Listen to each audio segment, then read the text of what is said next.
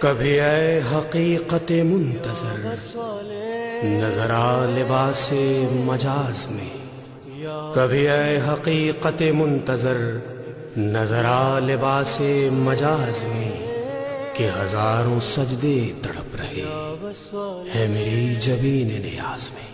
شب تارے بے قرارے دل کے تارے ندارے، نفسم مونده تو سینے چشم من به راه یاره، شب تاره شب تارے اے مسیحائے جہاں وارث و مختار حرم، اے میرے بارہویں مولا تیری عظمت کی قسم، جس طرح ہے مجھے اللہ کے ہونے کا یقین، اس طرح ہے تیری غیبت پہ یقین محکم۔ شب تارے بے قرارے دل کے تارے ندارے، نفسم مونده تو سینے چشم من به راه یاره، شب تاره شب تارے کیوں شیعہ ہو؟ ہمارے آبا اجداد کیسے تھے؟ کیوں سنی ہو؟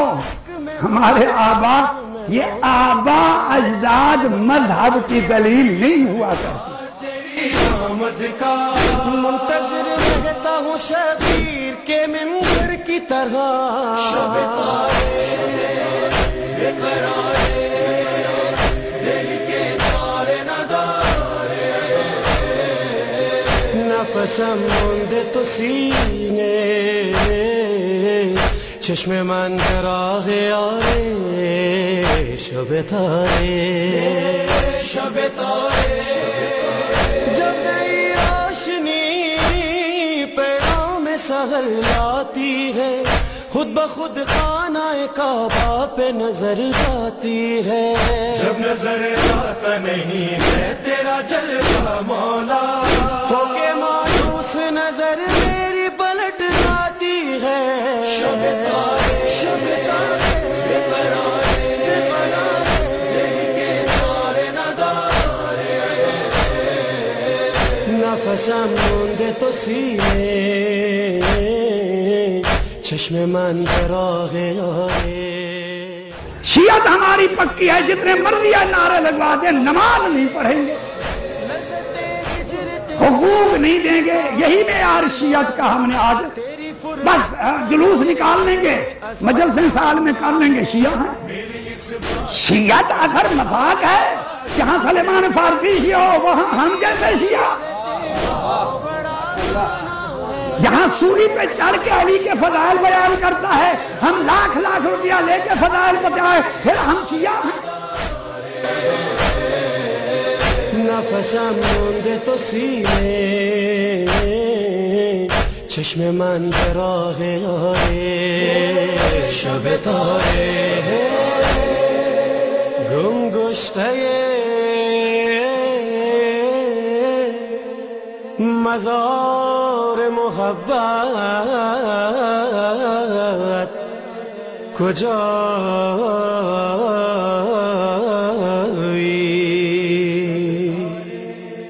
یا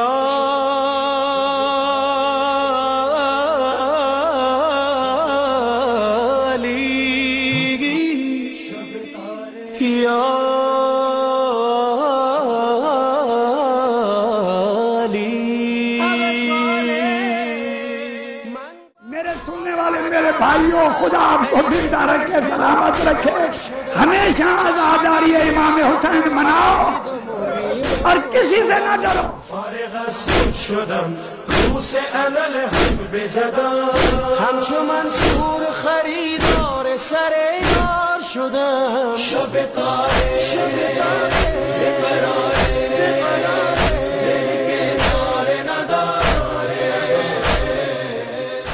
سپاہی صحابہ والو یہاں بیٹھے بھی ہو، ہمیں کوئی اعتراض نہیں، سارے شیعوں کو تم سنی بنا لو، لیکن بنانے کا طریقہ وہ لو جو پیغمبر لیا کرتے تھے۔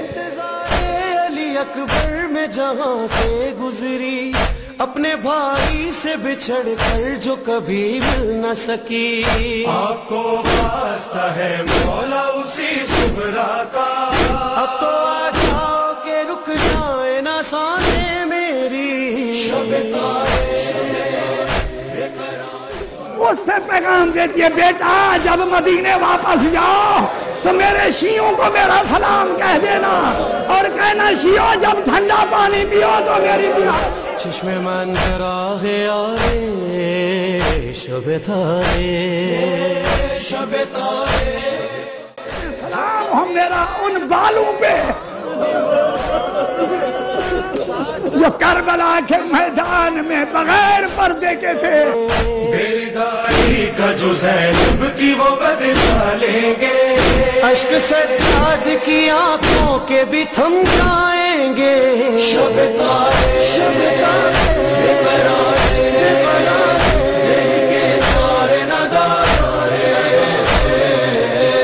نفس موندے تو سینے، چشم منظر آگے آئے شب تارے، شب تارے، شب تارے، شب تارے، شب تارے، شب تارے، شب تارے،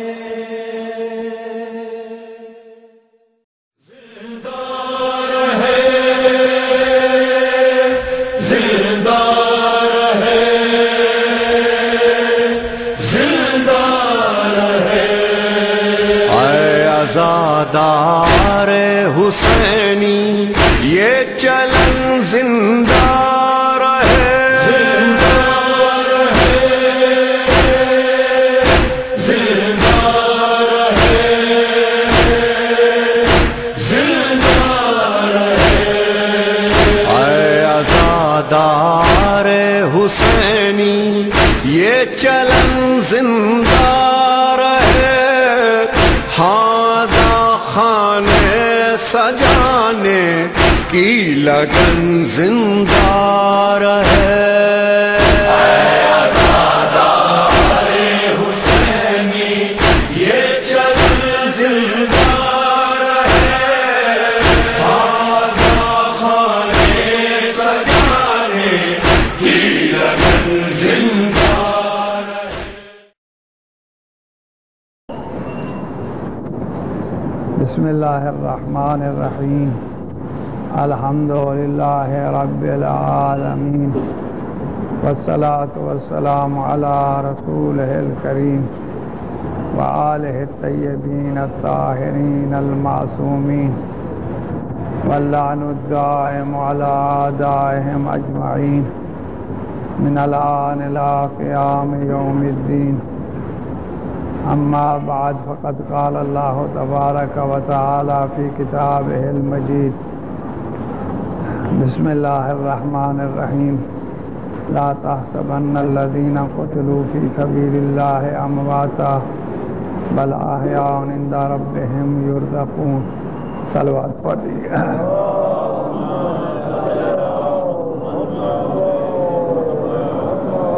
ارواح شہداء مومنین کے لیے ایک دفعہ سورہ فاتحہ پڑھ۔ بسم اللہ الرحمن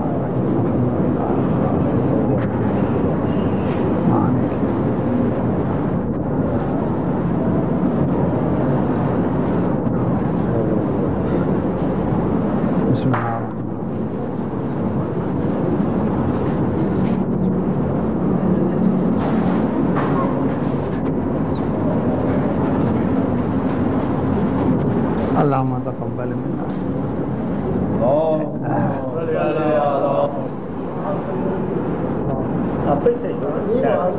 یہ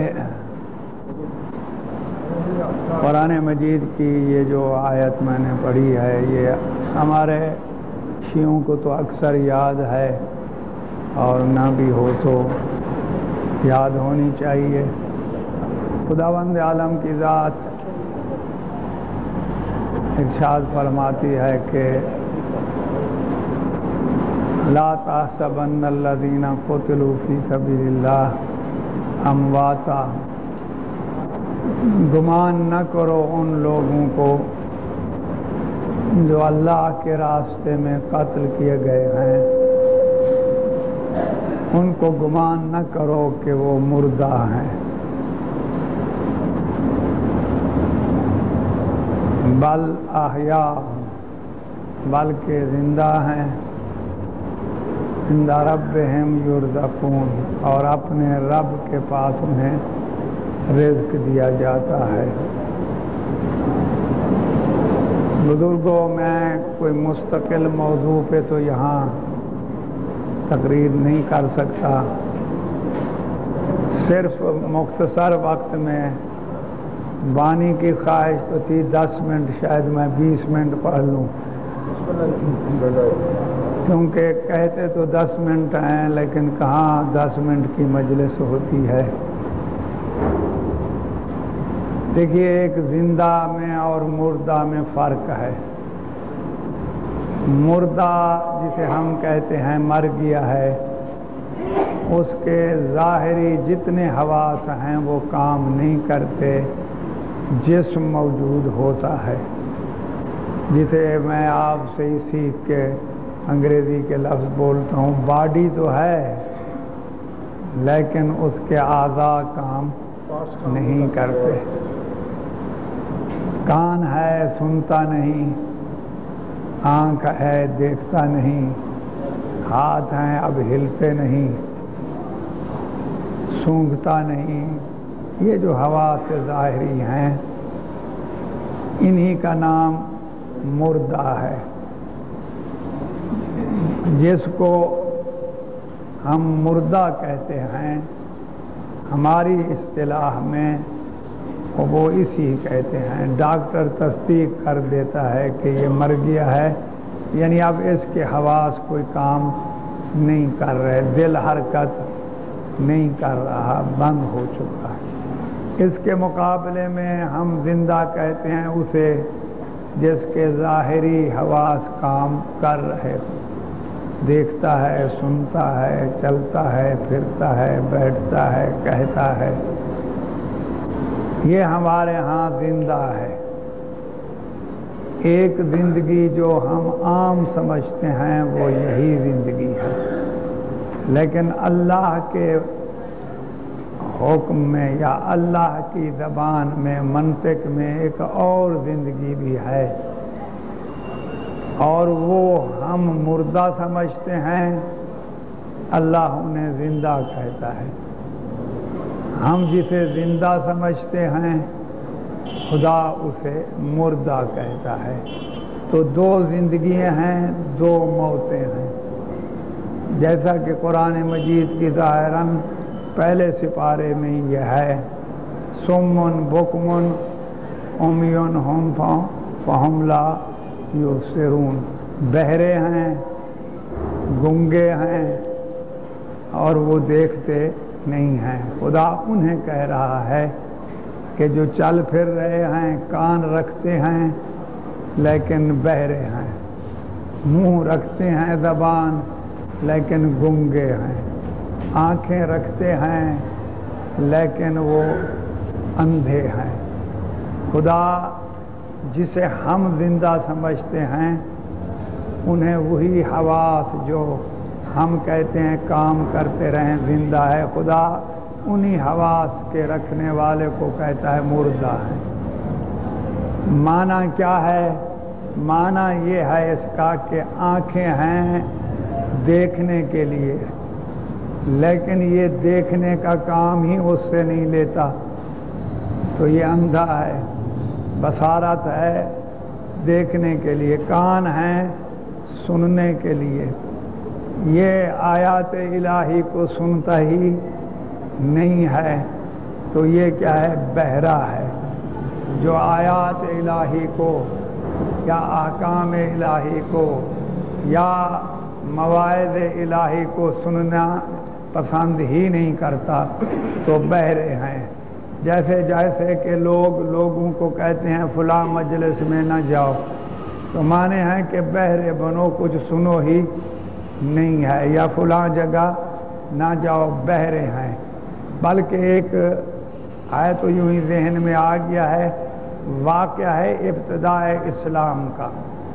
بالکل ابتداء اسلام میں اوس اور خزرج دو قبیلے ہیں مدینہ منورہ کے، یہودی اس میں تھے، بنی خزیر بنی نذیر وغیرہ کے علاوہ مشرکین تھے، یہ بت پرست تھے یہ دونوں قبیلے. ان میں اسلام پہنچ گیا بعد میں. سب سے پہلے اسلام مدینے میں گیا ہے جب، تو ان کی آپس میں جہاں ان کی آپس میں لڑائی رہتی تھی. یہ انتظام پہلے ہی کر دینا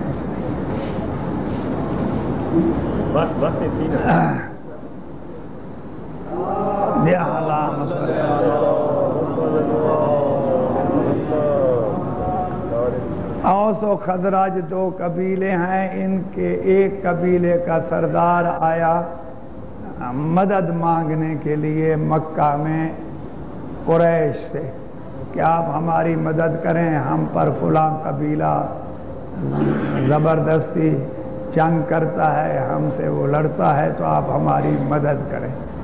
یہ وہ زمانہ تھا جب پیغمبر علیہ السلام ظہور کر چکے تھے اور بیٹھ کے لوگوں کو قرآن مجید وغیرہ کی تعلیم دیتے تھے. یہ علنی نبوت کا زمانہ تھا تقریباً. تو یہ آئے اسی ابو سفیان کے پاس. یہ قریش کے آخر بڑے آدمی تھے، دنیاوی لحاظ سے، تو یا ابو لہب تھے یا ابو سفیان تھے، یہی قریش کے مغیرہ وغیرہ یہ سارے بڑے لوگ تھے. تو اس سردار کے پاس آ کے مدد مانگتا ہے، کہتا ہے کہ آپ ہماری مدد کریں، ہم مظلوم ہیں، ہم پہ وہ چڑھائی کرتے ہیں، ظلم کرتے ہیں. تو یہ کہنے لگا بات یہ ہے کہ آج کل ہم خود گرفتار ہیں، ایک مصیبت میں ہم تمہاری مدد نہیں کر سکتے. مصیبت کیا ہے؟ کہنے لگے کہ ہم میں سے ایک آدمی کھڑا ہوا ہے جو کہتا ہے کہ تمہارے بت غلط ہیں، بت پرستی چھوڑو، آؤ اللہ کی توحید مانو. اور ہم میں سے ہے وہ ہمارے آباء اجداد کو برا بھلا کہتا ہے وہ سارے غلط تھے، یہ بت غلط ہیں، ان کی پرستش نہ کرو، خدا کو مانو. ہم تو اب اپنے گھریلو اندرونی حالات میں گرفتار ہیں، ہم تمہاری مدد نہیں کر سکتے. لیکن جاہلیت کے دور میں بھی، اسلام سے پہلے بھی، یہ لوگ خانہ کعبے کا طواف، حج تو نہیں ہوتا تھا اس طرح رسمی، لیکن عمرہ وغیرہ حج کی تقریبات ہوا کرتی تھیں. تو انہوں نے جب دیکھا کہ مدد نہیں کرتا ہے تو انہوں نے کہا اچھا اب آئے ہیں دور سے تو خانہ کعبے کا طواف ہی کر لیں. کہنے لگا نہ وہاں خانہ کعبہ نہ جانا. کہنا کیوں؟ کہنے کہ وہی آدمی جو ہم میں پیدا ہوا ہے وہ وہیں اکثر بیٹھا ہوتا ہے اور قرآن پڑھتا ہے، اور جو سنتا ہے وہ مسلمان ہو جاتا ہے. ہم ڈرتے ہیں کہ کہیں تم مسلمان نہ ہو جاؤ. انہوں نے کہا یہ تو بہت دور ہے، ہم کتنا، مدینے سے مکہ کافی فاصلہ ہے، اتنی دور سے آئے ہیں اور ہم خانہ کعبے کا طواف بھی نہ کریں، یہ تو نہیں ہو سکتا. جب انہوں نے اصرار کیا تو کہنے لگا اچھا ٹھہر جاؤ، ہم ایک ترکیب بتلاتے ہیں. وہ کپاس لے آئے اور ان دونوں کے کانوں میں ٹھوس دی کہ کہا اب جاؤ، یعنی نہ سنو گے نہ تمہیں پتہ چلے گا حقیقت کا. اس زمانے میں انہوں نے منع کا طریقہ کپاس سمجھی تھی، ذرا سمجھیے گا. آج زمانے میں حق کے نہ سننے کے طریقے اور ایجاد کیے گئے ہیں. اس وقت کپاس تھی، اب کپاس تو ہر ایک کے کان میں ٹھونس نہیں سکتے، پبلک ہے زیادہ، پورا کارخانہ ہی کپاس کا بنانا پڑے گا، تو لہذا ایسے طریقے ایجاد کیے کہ نہ بات سنو گے نہ اس کے مطابق تمہیں عمل کرنا پڑے گا۔ وہ راستے میں جا رہے ہیں، آدمی وہ معمولی نہیں تھے، بہرحال دنیاوی لحاظ سے وہ بھی اپنے قبیلے کے سردار تھے، تو انہوں نے کہا یہ عجیب بات ہے، یہ کیا بے وقوفی ہے، وہ ایک بات کرتا ہے کہتا ہے تو ہم سنیں گے، اگر اچھی ہوگی تو مانیں گے، نہیں ہوگی تو یہ کیا بات ہماری ٹھونسی ہے کہ تم نے نہیں۔ تو وہ راستے میں جا کے انہوں نے کپاس نکال دی، کپاس نکالی اور وہاں گئے، طواف کیا تو پیغمبر علیہ السلام قرآن مجید پڑھ رہے تھے آواز کے ساتھ، انہوں نے کان دھرے۔ عربی زبان فصاحت و بلاغت کی زبان قرآن ہے، جاذب ہے، جیسے کہ آج کل کے آپ کے اشعار جذب کرتے ہیں، تو ایک زبان میں ایک جاذبیت ہوتی ہے، تو جاذب تھے تو یہ نزدیک چلے گئے، کہنے لگے آپ یہ کیا پڑھ رہے ہیں؟ کہنے لگے میں رسول ہوں، اللہ طرف سے بھیجا گیا ہوں، اور یہ ہدایات ہیں، اس کا قرآن ہے جو پڑھ رہے ہیں۔ انہوں نے دیکھا یہ بات بڑی معقول پڑھ رہے ہیں، تو کہا اچھا ہمیں بھی بتلاؤ کہ اسلام کیسے ہوتا ہے۔ سبحان اللہ۔ اور جس کا خوف تھا نا انہیں، وہیں وہ دونوں مسلمان ہو جاتے ہیں۔ اور پھر انہوں نے جا کے اپنے قبیلے میں اسلام پھیلایا ہے، یہ مبلغ اسلام تھے۔ میرا مقصد کیا تھا؟ کسی کو نہ سننے دینے کو، جو حق نہ سننا چاہے نہ خدا اسے کہتا ہے بہرا ہے، جو حق نہ دیکھنا چاہے خدا اسے کہتا ہے کیا ہے، اندھا ہے، جو سوچے نہ عقل رکھتے ہوئے خدا کہتا ہے کانہم خشب مسندہ، قرآن مجید میں آتا ہے گویا لکڑیاں ہیں خشک پڑی ہوئی ہیں، جیسے لکڑی پہ کوئی اثر نہیں ہوتا انہیں بھی، تو خدا ایسے زندہ کو جو حقائق معلوم نہ کریں اور مطالب کو نہ سوچیں، خدا انہیں مردہ کہتا ہے، اور ایسے مر جانے والوں کو کہ جو راہ خدا میں مر گئے ہوں، خدا انہیں زندہ کہتا ہے۔ تو زندگیاں دو ہیں، ہمیں کبھی کبھی یوں کہا جاتا ہے کہ جی زندہ پہ تو نہیں رونا چاہیے، پہلے تو میں نے کئی دفعہ یہاں کہا ہے، پہلے تو یہ کلیہ ہی غلط ہے کہ زندہ پہ نہیں رونا چاہیے، زندہ پہ تو روتے ہی ہیں آج بھی، زندہ کو نعوذ باللہ کوئی پکڑ لے اور مار رہا ہو تو وہ زندہ ہے، زندہ پہ روتا نہیں، ماں باپ دیکھ رہے ہیں کہ اس پہ ظلم کر رہے ہیں تو رونے نہیں لگ جاتے، پہلے تو یہ کلیہ ہی غلط ہے۔ دوسرا ہم کہتے ہیں کہ کب وہ زندہ ہیں، دنیاوی لحاظ سے جسے تم موت کہتے ہو وہ مر گئے ہیں، خدائی فلسفے میں وہ زندہ ہیں، علم الہی کے لحاظ سے وہ کیا ہیں، زندہ ہیں، کیونکہ اگر وہ زندہ ہوں، تھوڑی سی توجہ کی ضرورت ہے، میں پڑھنا تو نہیں چاہتا تھا، صرف 15-20 منٹ ہی میں پڑھنا چاہتا تھا اور اب بھی شاید یہی ہو۔ اگر ہم کہیں کہ پیغمبر علیہ السلام زندہ ہیں، امام حسین علیہ السلام زندہ ہیں، شہداء زندہ ہیں، تو مجھے یہ بتلاؤ کہ کوئی زندہ کی خلافت بھی تقسیم کرتا ہے؟ اگر آپ کے ذہن میں نہ آ رہا ہو، نبی ہے زندہ، تو اب اس کا خلیفہ معین کرنے کے معنی کوئی نہیں، وہ زندہ ہے، کوئی زندہ کی بھی آ کے جائیداد تقسیم کرتا ہے؟ آپ وراثت تقسیم کر رہے ہیں اور کہتے ہیں یہ مکان اس کا، وہ مکان اس کا، یہ اگر یہ مکان کیا زندہ کا بھی کوئی تقسیم کرتا ہے مکان؟ اور پھر زندہ اگر ہو تو اس کا جانشین بھی بنایا جاتا ہے، وہ خود بنائے تو بنائے زندہ، لیکن کوئی دوسرے کو تو حق نہیں پہنچتا نا کہ اس کا جانشین بنائے۔ ہمارا صدر جائے تو کسی کو بنا جائے قانونی طور پہ، ہم پبلک تو نہیں بنا سکتے جا کے۔ اگر وہ زندہ ہے ہم روئیں گے نہیں تم خلیفہ نہ بناؤ، کسی خلیفت کی ضرورت ہی نہیں ہے، پھر اس کا مال بھی تقسیم نہ کیا جائے۔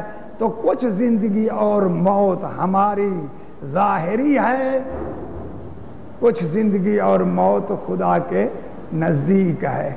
ہم زندہ اسے کہتے ہیں جو حرکت کرے، جو حواس کو استعمال کرے۔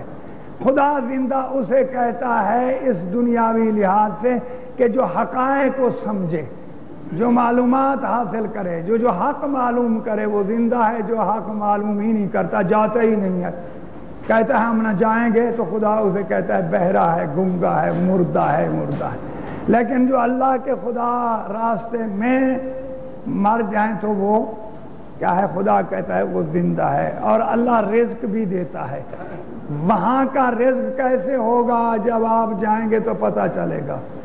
ہمیں تو پتہ نہیں، رزق انہیں ملتا ہے کیونکہ وہاں کی زندگی علیحدہ ہے، تو اس کے زندگی کے اسباب بھی بقا کے علیحدہ ہیں۔ یہاں زندگی علیحدہ ہے تو یہاں کے زندگی کے اسباب بھی علیحدہ ہیں۔ خدا فرماتا ہے کہ اسے زندہ، ہاں تم جسے کہہ رہے ہو نا مردہ، اسے مردہ نہ کہو۔ جو راہ خدا میں شہید ہو جاتے ہیں وہ مردہ نہیں ہیں، وہ زندہ ہیں، اللہ کے ہاں رزق پاتے ہیں۔ شہید کسے کہتے ہیں؟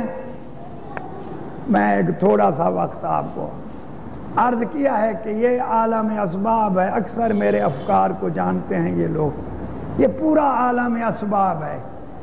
یہاں کی ہر چیز فنا نہیں ہوتی، منتقل ہوتی ہے۔ آپ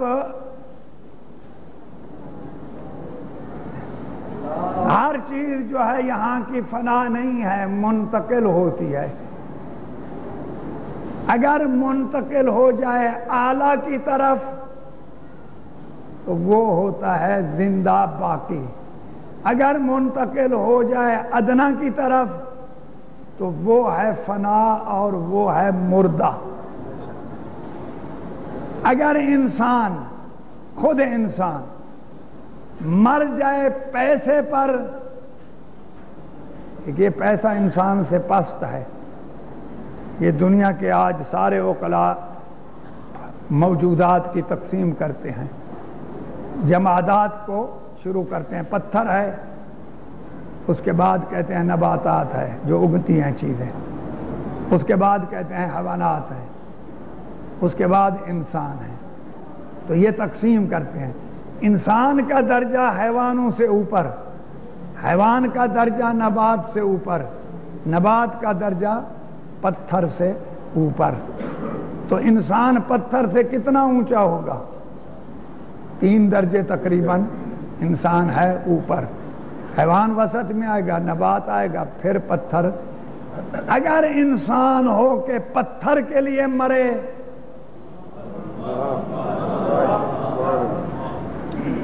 تو یہ پتھر کے لیے مرنے والا اپنے سے ادنا میں مر رہا ہے، تو یہ ہلاکت ہے، یہ موت ہلاکت کہلائے گی۔ اور اکثر آج دنیا میں جتنے مر رہے ہیں پتھر کے لیے، یہ سونا چاندی معیار ہے دنیا کی اقتصادیات کا۔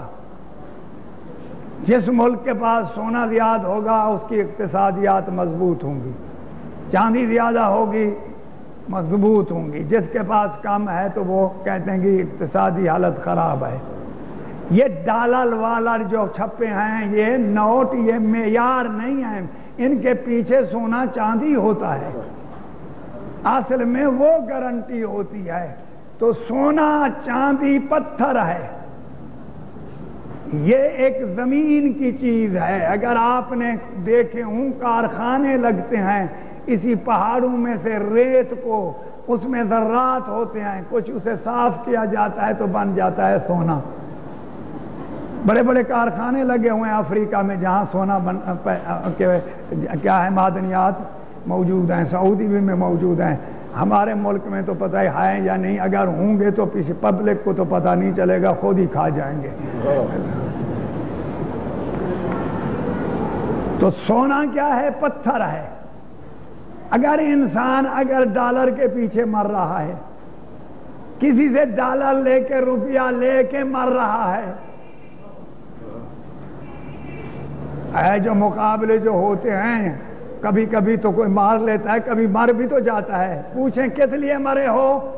آیا تھا پتھر پیدا کرنے، آیا تھا ڈاکہ ڈالنے، آیا تھا سونے لینا، آیا تھا نوٹ لینے، نوٹ کے پیچھے مر گیا تو یہ ہلاکت ہے، اس واسطے کہ اپنے سے نیچے کے لیے مرا ہے۔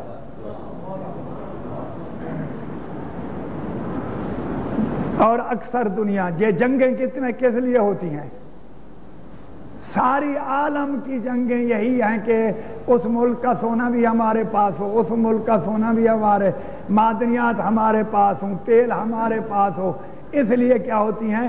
جنگیں ہوتی ہیں۔ تو جتنے مر جاتے ہیں انہیں مجاہد نہ کہیے، آج جہاد کر رہے ہیں، مر رہے ہیں پتھر کے لیے۔ جہاد تو تب ہے کہ اپنے سے اعلیٰ کے لیے مرے۔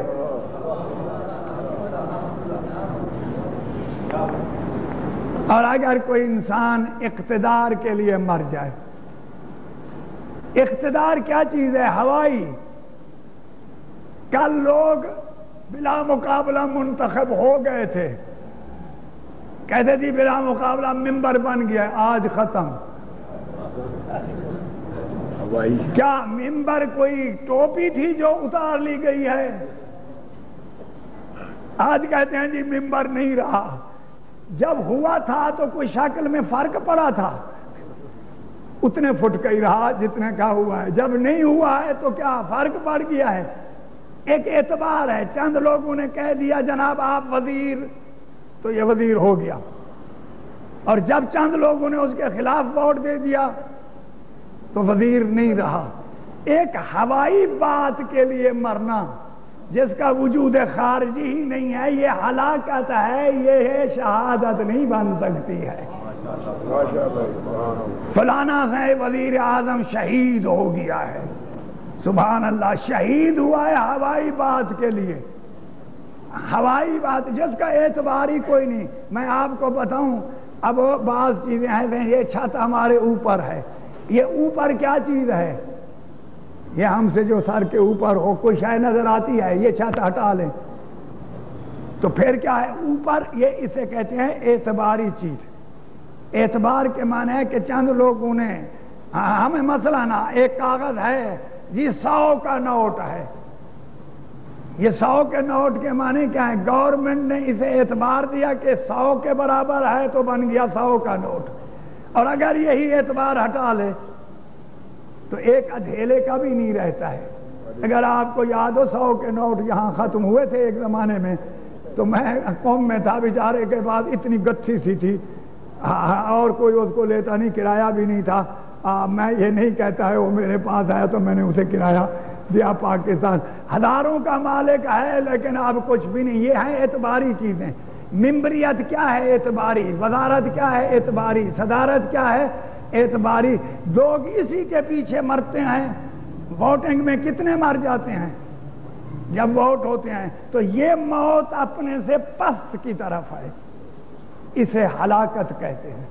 جی خودکشی کر لی فلانے نے، کس لیے؟ جی امتحان میں فیل ہو گیا ہوں، یا فلاں مثلا چاہتا تھا وہ نہیں ملا مجھے، یا فلاں میں اب وہ تصریح نہیں کرنا چاہتا کہ فلاں کی ملاقات نہیں ہوئی تو کیا ہے، یا میں مثلا اپنے فقر کے لیے خود، فقر یعنی یہی پیسہ، پیسے کے لیے خودکشی، یہ خودکشی ہلاکت ہے، یہ شہادت یا درجہ نہیں ہے۔ ہاں یہی پتھر، اسی کے سنگریزوں سے اگر نباتات اگے تو یہ پتھر منتقل ہو رہا ہے نبات میں، نباتات بن رہے ہیں ہمارے حیوانات کے اجزاء۔ اب وہ پتھر اوپر چلا گیا ہے، پتھر پتھر نہیں رہا، ریت ریت نہیں رہی، مٹی مٹی نہیں رہی، وہ نبات کی شکل میں ہے۔ یہ جو ہم کھاتے ہیں میوہ حقیقت میں کیا ہے؟ یہ وہی مٹی ہے، وہی پانی ہے، وہی ہوا ہے جو ہماری شکل میں آ گئی۔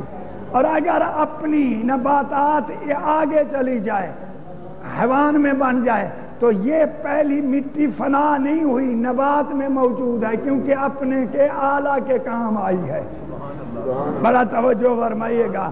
اور اگر یہی نبات ہم کھا لیں، حیوان کھا لے، دمبا کھا لے، بکرا کھا لے، مرغی کھا لے، تو ہم کہتے ہیں جناب یہ اب گوشت بن گیا اس کا۔ گوشت کی تحلیل کریں تو کیا چیز ہے؟ یہی نباتات ہے، اسی سے خون بنتا ہے، اسی سے گوشت بنتا ہے، تو یہ اپنے سے اوپر چلا گیا حیوانات میں۔ یہی حیوانات ہم جب کھا لیں تو کتنے من ہم آج تک گوشت کھا چکے ہیں، یہ ہمارا گوشت بن گیا ہے، ہمارا کان بنا ہے، ہمارا ناک بنا ہے، اسی گوشت سے خون بنتا ہے، خون سے پھر وہ چیز بنتی ہے جس سے انسان پیدا ہوتا ہے۔ تو یہ حیوان فنا نہیں ہوا، یہ ہم میں منتقل ہو گیا ہے۔ اور اگر ہم اپنے سے اوپر کے لیے مر جائیں تو فنا نہیں ہوں گے بلکہ اوپر چلے جائیں گے۔ اگر اللہ کے راستے میں مر جائیں تو اللہ ہم سب سے اوپر ہے، جب اوپر کے لیے آپ فنا ہوں گے تو وہ بقا ہوگی، شہادت، اسے کہیں گے شہادت ہے۔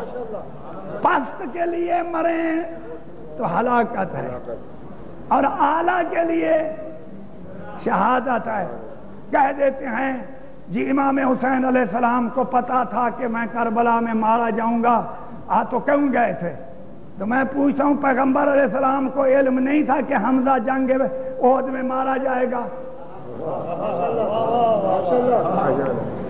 70 آدمی کتنے مارے جائیں گے؟ پیغمبر کا علم، امام حسین کا علم پیغمبر نے بھی زیادہ تھا، اللہ نے علم نہیں دیا ہوا تھا، پتا تھا کہ حمزہ مارے جائیں گے، جنگ میں مارے جائیں گے، لیکن ہلاکت کی موت نہیں مریں گے، دین کی بقا کے لیے مارے جائیں گے۔ تو کیوں لے گیا تھا؟ ایک دفعہ ایک مسئلہ ہے، اب نام شاید میں نہ لوں، پیغمبر علیہ السلام کی یہ مسلم حدیث ہے، ساری کتب میں موجود ہے، پھر عرض کروں گا، یہی فضائل پنجتن پاک جو کتاب ہے جس کو میں نے جمع کیا ہے، میں صرف ترویج نہیں کرتا تاکہ مطالعہ کریں، بابصیرت بنے، اس میں بھی یہ روایت موجود ہے کہ پیغمبر علیہ السلام نے جب مسجد بنا رہے تھے تو سارے ایک ایک اینٹ لاتے تھے، عمار یاسر 2 اینٹیں لاتا تھا، یہ ساری کتابوں میں موجود ہے۔ عمار یاسر کے متعلق مجمع عام نے فرمایا ہے عمار تقتلک الفئۃ الباغیۃ، کہ تجھے ایک باغی گروہ قتل کرے گا، یہ روایت مسلمات میں سے ہے، حتیٰ جو قتل کر رہے ہیں ان کے ہاں بھی یہ مسلم تھی کہ تجھے باغی گروہ قتل کرے گا، تو حق پہ ہوگا، وہ بطلان پہ ہوں گے۔ پیغمبر علیہ السلام نے فرمایا جنگ صفین ہو جاتی ہے، جنگ صفین میں عمار یاسر قتل کیا جاتا ہے، عمرو عاص جاتا ہے اپنے سردار کے پاس، لشکر میں شور مچ گیا کہ حدیث سب کو تقریباً سنی ہوئی تھی کہ بھائی یہ تو ایک علامت ہے، پیغمبر فرما گئے ہیں کہ تجھے باغی گروہ قتل کرے گا، تو یہ تو ہمارے ہاتھ سے قتل ہو گیا ہے، اب لوگوں میں شور مچ گیا ہے۔ تو وہ گھبرائے، اس کا جواب انہوں نے سوچا کہ کیا جواب دیں، تو اس وقت ان کا بڑا کہنے لگا کہ تم کو جواب دو، تو انہوں نے مشورے سے جواب یہ لیا کہ ہم نے تو نہیں مارا عمار یاسر کو، مارا اس نے ہے جو لے آیا ہے میدان میں، یعنی علی لے آیا ہے میدان میں، اس نے مارا ہے، اور یہ آواز دی باقاعدہ، ہم مارنے والے نہیں ہیں، علی ہے مارنے والا جو لے آیا ہے۔ حضرت نے وہیں جواب دیا اگر تمہارا یہ فلسفہ صحیح ہے تو پھر حمزہ کو اس حبشی نے نہیں مارا، رسول نے مارا ہے، کیونکہ وہ لے آیا ہے، رسول لے آیا تھا وہاں میدان میں۔ تو عرض یہی ہے کہ میرے قبلہ اگر اعلیٰ کے لیے فوت ہوں گے، اور فوت ہونا پڑتا ہے، یہ آج کا مسلمان میں انہی سے پوچھتا ہوں، کہتے ہو جی جاؤ جہاد کشمیر میں، تو کیا پتہ نہیں ہے، علم نہیں ہے کہ مر جائیں گے، مرنے کے لیے بھیج رہے ہیں یا نہ، کیوں ہلاکت میں ڈلا رہے ہو؟ کہیں گے جی نہیں، اصل میں ہم نے ایک ملک کو باقی رکھنا ہے، اسلام کو باقی رکھنا ہے، بقائے اسلام کے لیے یہ مر جائیں گے تو شہید ہوں گے، مجاہد ہوں گے۔ تیرا آج کا مرا ہوا تو شہید ہے، اور جہاں اسلام خطرے میں ہو اسلام کیا منزل ہی متزلزل ہے، اگر اس میں کوئی مارا جائے تو اسے آپ کہتے ہیں ہلاکت میں پڑا ہے، یہ شہید نہیں ہوا ہے۔ امام حسین علیہ السلام نے میرے بزرگوں جانتے تھے، لیکن حکم تھا کہ جاؤ جہاد کرو، مارے جاؤ گے تو مارے جاؤ، اثرات اس کے دائمی ہوں گے۔ آدمی کافی مر جاتے ہیں، کوئی اثر نہیں، کچھ نہیں چھوڑ جاتے، کروڑ پتی مر گئے ہیں یہاں اسی سیالکوٹ میں، کوئی جانتا ہی نہیں ہے۔ لیکن کچھ ایسے لوگ ہوتے ہیں جو مرتے ہیں، اثرات چھوڑ جاتے ہیں۔ یہ مصری عبداللہ بھی مر گیا ہے، مسلمان، لیکن یہ مر گیا ہے، یہ آج اثرات چھوڑ کے گیا ہے۔ آج جہاں بیٹھے ہوئے ہیں یہ اس کا اثر موجود ہے۔ جس نے مسجد بنائی ہے وہ مر گیا ہے، جس نے ہسپتال بنائی ہے وہ مر گیا ہے، اثرات چھوڑ کے جائے۔ ایک اثرات ہوتے ہیں دنیاوی اثر بھی چھوڑے، پبلک کی خدمت بھی کرے تو اللہ اسے بھی پھر دنیا کے لحاظ سے ان کی آنکھوں میں زندہ ہے۔ اب ہر سال اقبال کا ڈے کیوں مناتے ہیں؟ محمد علی جناح کا کیوں یوم ولادت اور شہادت وفات مناتے ہیں؟ اس واسطے کہ وہ تو مر گیا ہے، ختم کرو۔ ہمیں جو کہتے ہیں کہ ہر سال کیوں جلوس نکالتے ہو، ہر سال کیوں ماتم کرتے ہو، اور ہم بھی کہہ سکتے ہیں محمد علی جناح کا بھی تم دن نہ مناؤ، ہر سال کیوں مناتے ہو؟ آپ یہی کہیں گے نا کہ ایک قوم پہ احسان کر گیا ہے، وہ اپن اثنا چھوڑ گیا ہے، پاکستان چھوڑ گیا ہے، پاکستانیوں کی نعمت کی ادائیگی، نمک حلالی یہ ہے کہ اس کا دن منایا جائے۔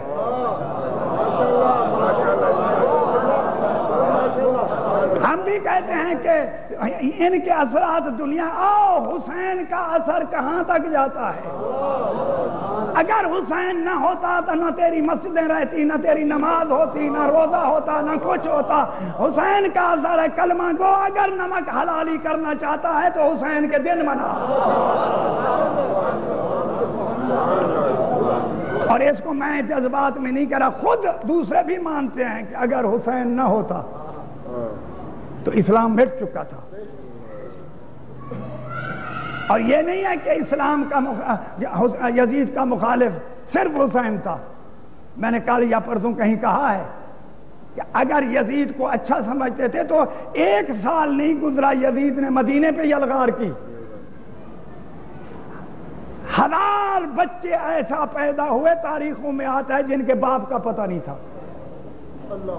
خون کی ندیاں بہائیں، کس نے بہائیں؟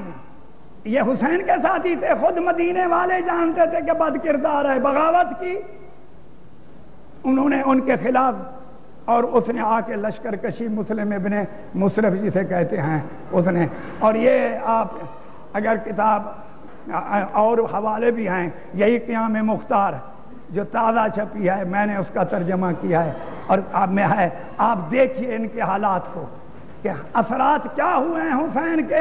یہ سمجھ گئے کہ حسین ختم ہو گیا ہے، ہم نے مار دیا ہے، ختم ہے، ڈھول بجا رہے ہیں، آپ نے خوشیاں منا رہے ہیں، کپڑے پہنے ہیں، عید منائی ہے، عاشورہ کو بنی امیہ عید مناتے تھے، سمجھ گئے ختم ہو گئے۔ صرف تھوڑے ہی دن ہوئے ہیں مختار پیدا ہوئے، 80,000 آدمی مختار نے مارے ہیں جو کربلا میں شریک تھے۔ اگر کسی نے گھوڑے کی نال بندی بھی کی ہے نا تو مختار نے اسے بھی مارا ہے، کہ اگر نال بندی نہ کرتا تو حسین پہ گھوڑے تو نہ بجائے جاتے، اسے بھی مارا ہے۔ انتقام ہے خداوند عالم کی ذات کا۔ حسین کے اثرات آج ہیں، 1400 سال ہو گئے ہیں، ہم بیٹھے ہیں، کس کے اثرات سے؟ حسین کے اثرات ہیں۔ جو اپنے سے اوپر کے لیے فنا ہو جائے وہ فنا نہیں ہے، وہ بقا ہے، شہادت ہے۔ خدا بھی فرماتا ہے کہ جو میرے راستے میں قتل ہو جائیں اسے مردہ مت کہو، وہ زندہ ہیں، میں انہیں رزق دیتا ہوں۔ میں آپ کو کہہ سکتا ہوں، میں اپنی عقیدت کے ماتحت، ایک حسین کا رزق یہی ہے کہ آپ آنسو بہاتے ہیں۔ اگر آپ اپنے آنسو کی قیمت سمجھیں، یہ ضائع نہیں جاتے۔ میں نے بعض کتابوں میں دیکھا ہے کہ کچھ فرشتے ہیں مجالس میں آتے ہیں، اسی رونے والوں کے آنسو جمع کرتے ہیں.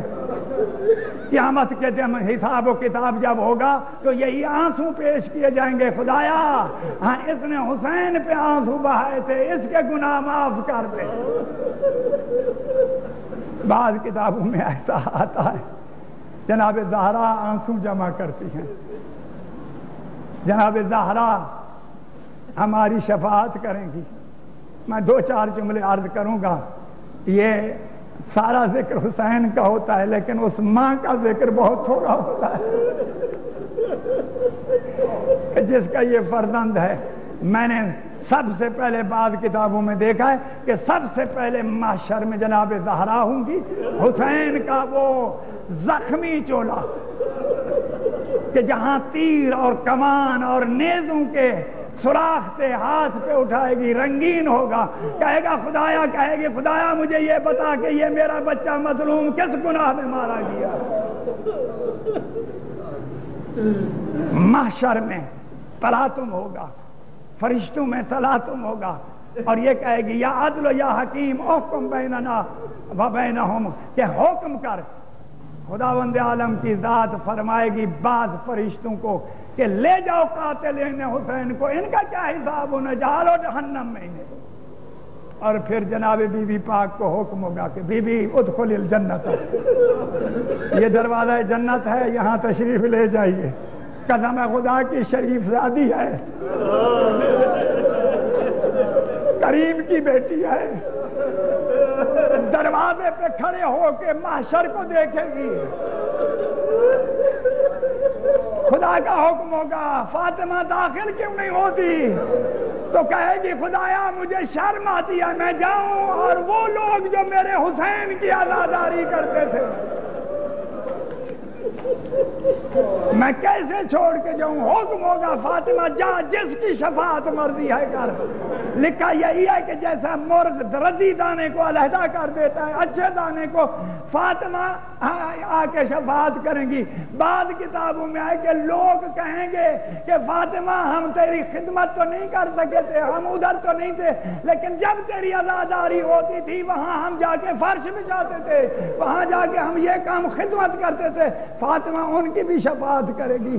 خدایا یہ دن چوتھی کا ہے, اب پتہ نہیں فاطمہ کس کس مجلس میں جاتی ہے. کیا سمجھتے ہیں کہ وہ قبر میں بیٹھی ہوئی ہے, عالم میں اس کے بچے کی عزاداری ہو رہی ہے, پتہ نہیں کس کے ہاں جاتی ہے. خدایا ایک توجہ جناب کو ہمارے طرف بھی متوجہ فرما تاکہ ان لوگوں کے بھی گناہوں کی شفاعت کرے جو حاضرین ہیں. خدایا ہماری اس مجلس کو قبول فرما, اس کا ثواب پانی آنے مجلس کے نام اعمال میں درج فرما, اس کا ثواب سننے والوں کے نام اعمال میں. ہم بڑے گناہ گار ہیں, ہمیں توبہ کرنے کی توفیق عنایت فرما. خدایا ہمارا حشر اور نشر محمد و آل محمد کے ساتھ قرار دے. تمام شہداء مومنین کی ارواح کے لیے سورہ فاتحہ.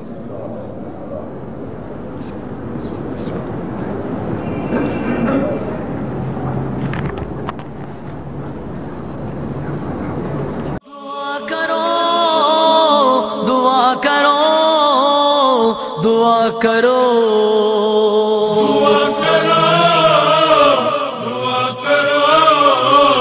دعا کرو, دعا کرو کہ ظہور امام ہو جائے, یہ روزوں کا قصہ تمام ہو جائے. دعا کرو, دعا کرو, دعا کرو. حقیقی صورت اسلام بھی عیاں ہوگی, نگاہ عدل زمانے کی پاسباں ہوگی.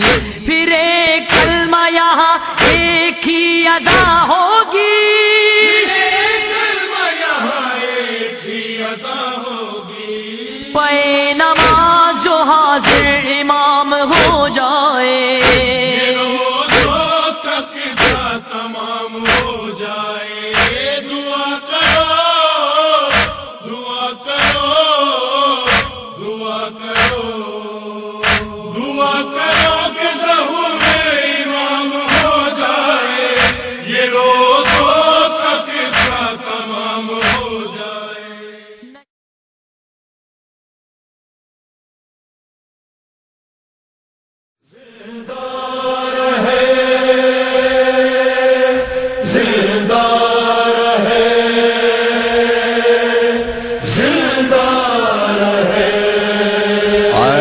عزادار حسینی یہ چلن زندہ رہے،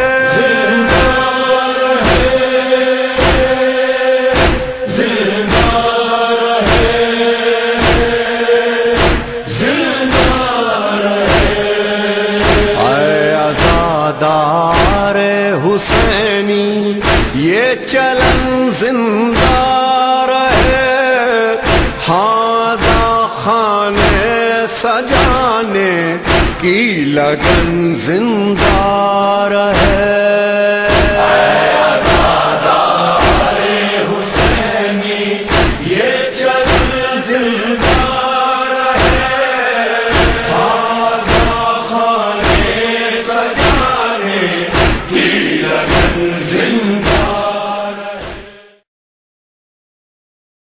اسلام کبھی مرسل اعظم کی دعا ہے، اسلام کبھی مرسل اعظم کی دعا ہے، اسلام کبھی ضرب شاہ عقدہ کشا ہے، اسلام کبھی گریہ زہرا کی صدا ہے، اور اسلام کبھی صلح کبھی کرب و بلا ہے۔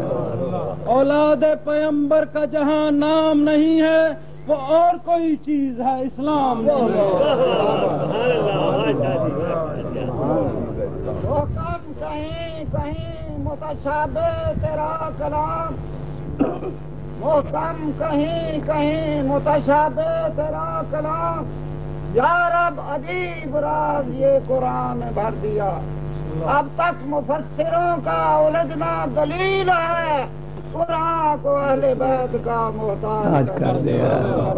لا حول ولا قوت الا باللہ العلی العظیم۔ استغفر اللہ من کل ذنب واتوب الیہ۔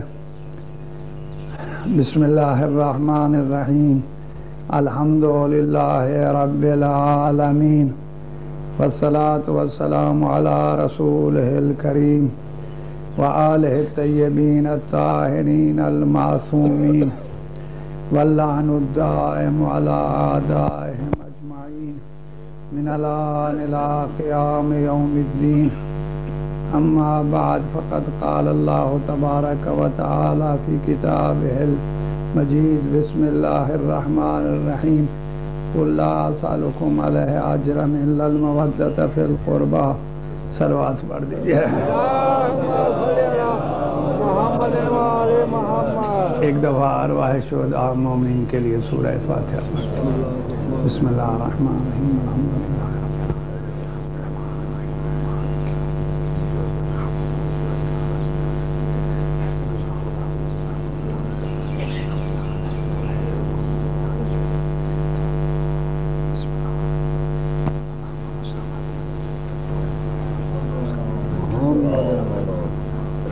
اللہم تقبل منا انک انت السمیع العلیم۔ اللہم صل علی محمد۔ ایک دفعہ پھر بھی چل رہا۔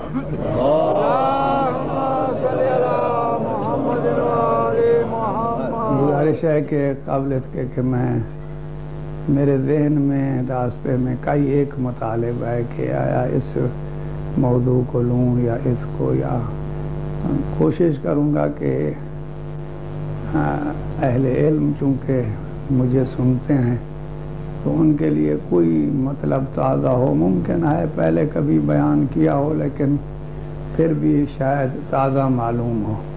میں آپ کو عرض کروں کہ شاید ایک مطلب میں نے بتایا تھا کسی زمانے میں کہ ارسطو، ظاہراً ارسطو ہے، بہت بڑا فیلسوف تھا، حکیم تھا اپنے زمانے کا، اور یہ لوگ مواحد تھے اس زمانے کے۔ تو اس کے سامنے کسی نے یہ بیان کیا کہ فلاں جگہ ہم بیٹھے تھے تو ایک دو چار عوام آپ کی بڑی تعریف کر رہے تھے کہ ایسا ہے ویسا ہے تیسا ہے، تو ارسطو رونے لگ گیا۔ انہوں نے کہا جی لوگوں کی تعریف پہ خوش ہوتے ہیں، آپ رو رہے ہیں۔ یہ میں مضمون عرض کر رہا ہوں، بیانی الفاظ نہیں ہیں جی ہاں۔ تو انہوں نے کہنے لگا کہ میری باتوں کو تو بڑے بڑے فلسفی، بڑے بڑے ماہرین فن نہیں سمجھتے، معلوم ہوتا ہے کوئی میں نے جہالت کی بات کی ہے کہ جس کی وجہ سے وہ میری تعریف کر رہے تھے، وہ تو اس کو سمجھ ہی نہیں سکتے جو میں کہتا ہوں.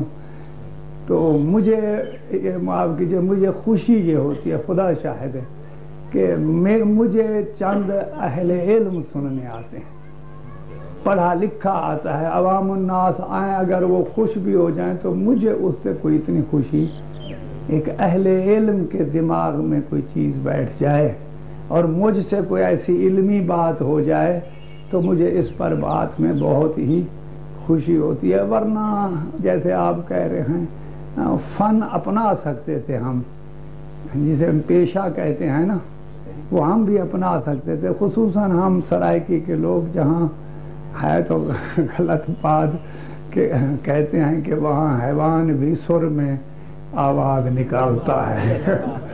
میں اس حیوان کا نام تو نہیں لیتا، تو وہاں سر میں آواز وہ نکالتا ہے. خود میری سر بھی اتنی بری نہیں تھی اور ماحول بھی ایسا تھا، فنی بننا ہوتا نا تو ہم بن سکتے تھے، لیکن یہ نجف اشرف کی برکت ہے، اس مرکز علم کی برکت ہے کہ خداوند عالم نے ہمیں اس سے محفوظ رکھا.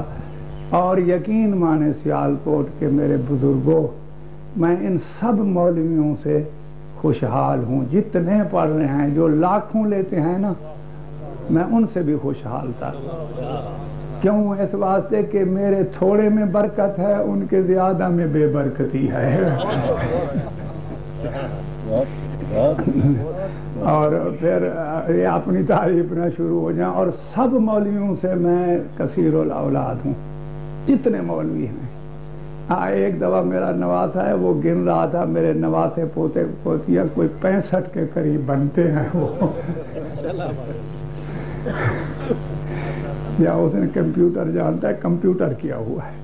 اور الحمدللہ کسی کا مقروض نہیں ہوں، ایک پیسہ. اور 12 بچوں کی شادیاں کی ہیں، کسی سے نہیں مانگا ایک ٹکا. یہ ساری سید الشہداء کی برکت ہے، یہ آل رسول کی نظر ہے. بہرحال ایک حد تک میں سمجھتا ہوں کہیں تکبر نہ آ جائے، خلوص ہے مجھ میں. میں کہتا ہوں میں آپ کے لیے کام کروں گا، آپ کے دین کے لیے. آپ پہ کوئی احسان نہیں ہے، مجھے خود نجات کی ضرورت ہے. اور انہوں نے الحمدللہ شکر ہے خدا کا کہ انہوں نے مجھے کسی چیز کا، میں اگر کروڑوں سال شکر کرتا رہوں تو میں اس ذات کا شکریہ ادا نہیں کر سکتا. تو میرے بزرگوں آرو، یہ انسان ایسی مخلوق اللہ نے خلق کی ہے کہ سارے اپنے عالم پر جسے اللہ نے خلق فرمایا ہے اسے ممتاز قرار دے دیا، کیونکہ اسے خلق کیا تھا اپنے لیے. تو جو ذات کامل اکمل ہے، جس کے کمال کی کوئی حد نہیں ہے، تو چونکہ اسے اپنے لیے خلق کیا ہے، ہم نہیں سمجھتے، اس نے اپنی ذات کے لیے خلق کیا ہے، تو جتنا کمال ممکن ہم میں ظرف تھا وہ سارا کمال ہمیں عنایت فرمایا ہے. آپ دیکھ لیں سارا عالم جتنا کارخانہ ہے قدرت، کم از کم ہمارا نظام شمسی یہ صرف ہمارے لیے کام کر رہا ہے، صرف انسانوں کے لیے یہ کام کر رہا ہے. اور سارے عالم میں صرف انسان ہے کہ جو یہ سمجھتا ہے کہ میں انسان بھی ہوں، خود کو بھی سمجھتا ہے اور عالم کی چیزوں کو بھی سمجھتا ہے. باقی کوئی چیز نہیں عالم میں جو یہ سمجھتی ہو کہ میں ہوں اور میں یہ کام کر رہا ہوں. کسی گائے بھینس کو یہ پتہ نہیں ہے کہ میں گائے ہوں اور میں یہ کام کر رہی ہوں. نہ اسے اپنا پتہ ہے، نہ اس کو اپنے افعال کا پتہ ہے. حالانکہ افعال وہ محیر العقول، ایسے کہ ذہن انسانی حیران رہ جاتا ہے، ایسا کام کرتے ہیں یہی حیوانات. لیکن اسے پتہ نہیں ہے کہ میں یہ کام جو کر رہا ہوں ہاں یہ علم ہو کہ میں یہ کام کر رہا ہوں. اب آپ اس کو مثالیں دینا چاہوں تو میں بہت سی مثالیں دے سکتا ہوں کہ کسی وہی پرندہ گھونسلہ بناتا ہے، بہترین گھونسلہ بناتا ہے، اگر فنی لحاظ سے دیکھیں تو بہترین، لیکن اسے پتہ نہیں ہے کہ میں پرندہ ہوں اور میں گھونسلہ بنا رہا ہوں، لیکن اس کی سرشت میں اللہ نے یہ علم رکھ دیا ہے. محیر العقول، میں نے ایک دفعہ شاید ذکر کیا تھا، خدا طریق رحمت کرے ہمارے ممتاز حسین جعفری کو، تو ان کے ہاں میں ایک دفعہ بحری حیوانات کی فلم دیکھ رہا تھا. یہ باہر والے ملک بڑے بے ایمان ہیں، تحقیق بڑی کرتے ہیں. یہی ہے نا، ہم تو لگے ہوئے ہیں کہ پیسے کماؤ اور بس. یہ جس فن کو لیتے ہیں نا، اس فن میں حتی العمر تباہ کر دیتے ہیں اس فن میں کمال حاصل کرنے کی. تو انہوں نے ایک حیوان دکھلایا جو سمندر میں بچہ دیتا ہے، سمندر کی تہ میں.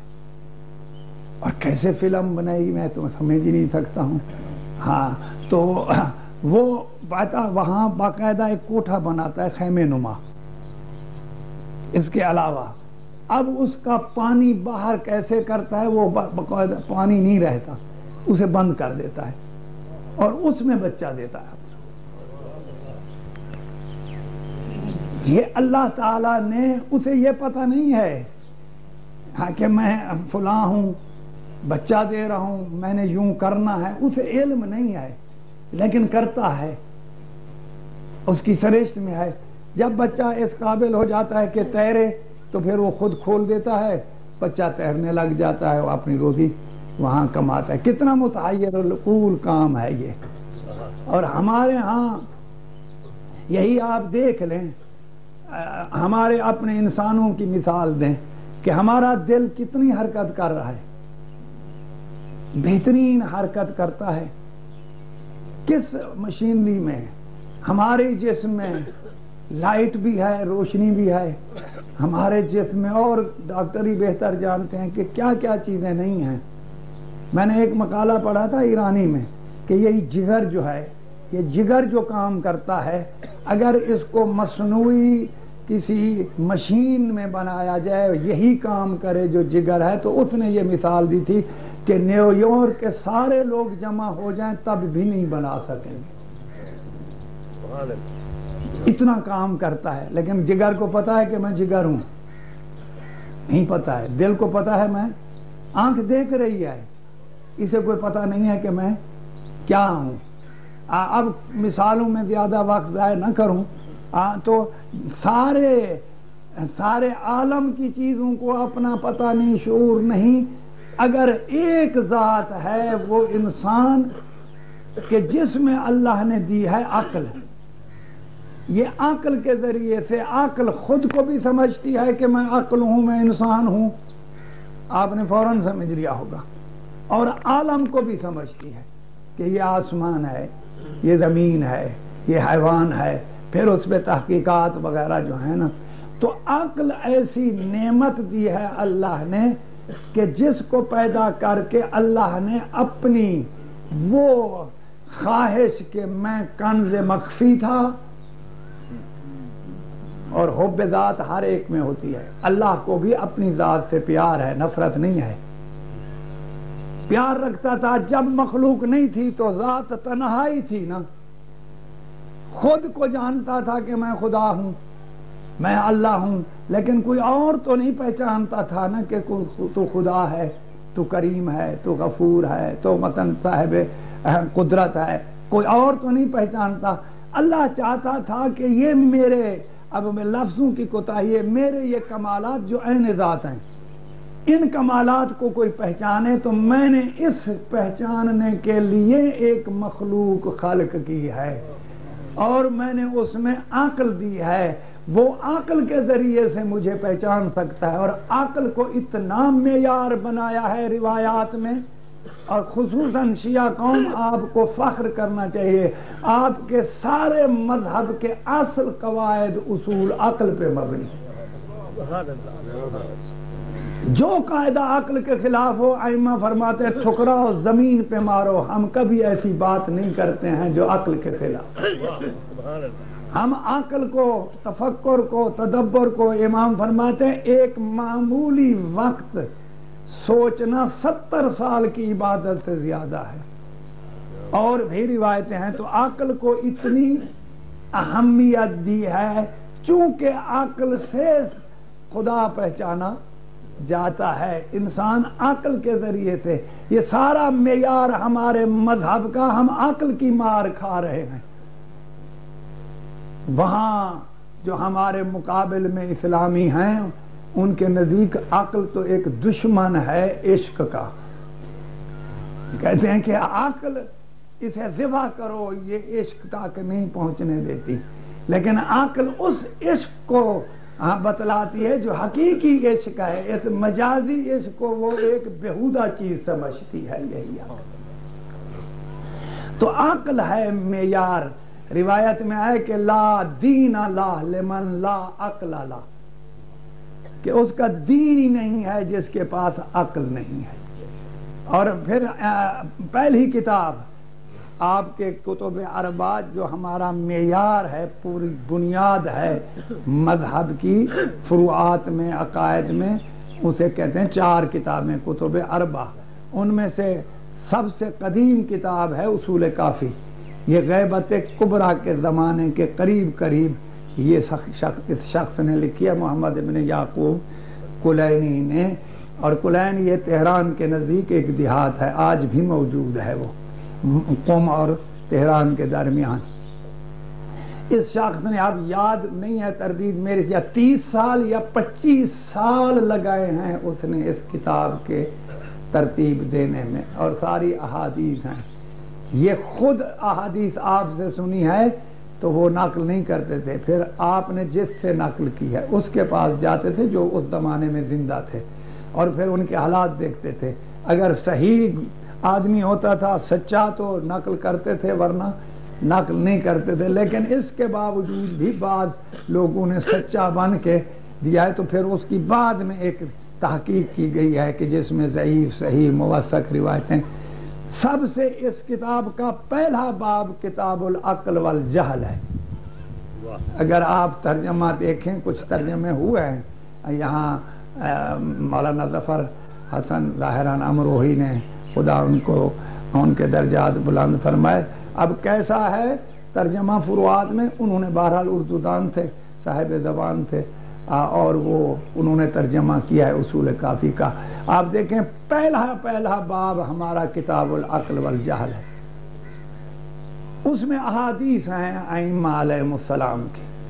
حضرت نے فرمایا ہے کہ کسی آدمی کا آپ نے معیار دیکھنا ہو، یہ اس میں نہیں، البتہ معیار دیکھنا ہو تو یہ دیکھو، ایک محال چیز اس کے سامنے پیش کر دو، نہ ہونے والی، اور وہ مان جائے تو سمجھو جاہل ہے۔